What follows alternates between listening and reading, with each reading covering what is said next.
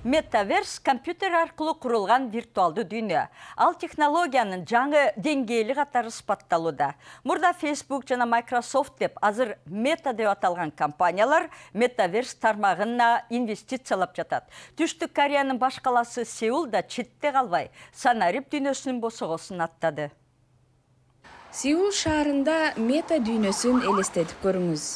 Meta дүйнөдө сиздин санариптик аватарыңыз дүкөндө соода кылып, тамактанып, досторуңуз менен шаардын санариптик көчөлөрүндө жолугуп жүргөн болот. Бул келечектин фантастикасындай угулат. Бирок пандемия Сеулдун өкмөтүн мындай виртуалдуу дүйнөнү чындыкка айландырууга шыктандырды. Мэрияга баруунун ордуна жасалма акыл менен иштеген мамлекеттик кызматкер метаверстин ичинде кардарларга жардам берет. Адамдар кадимки суроолорун сурап, маселесин чече алат. Алар ошондой эле COVID-19 боюнча кабатырламастан түрдүү иш-чараларга катыша алышат.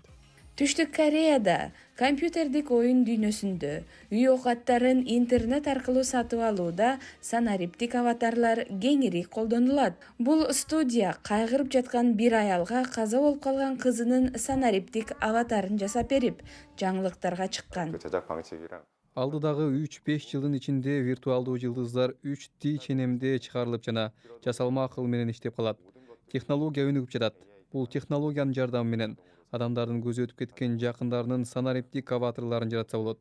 Бул жерде эбегейсиз чоң потенциал тууралуу кеп жүрүүдө.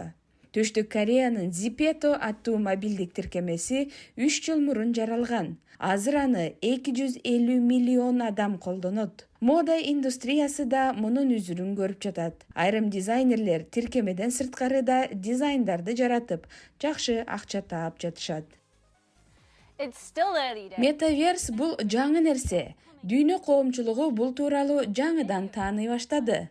Адамдар мен сыяктуу эле санариптик дүйнөгө жаңыдан баш багып жатышат. Ар бир жаңы технология менен көзөмөлдөө жана регуляциялоо эрежелери келет эмеспи?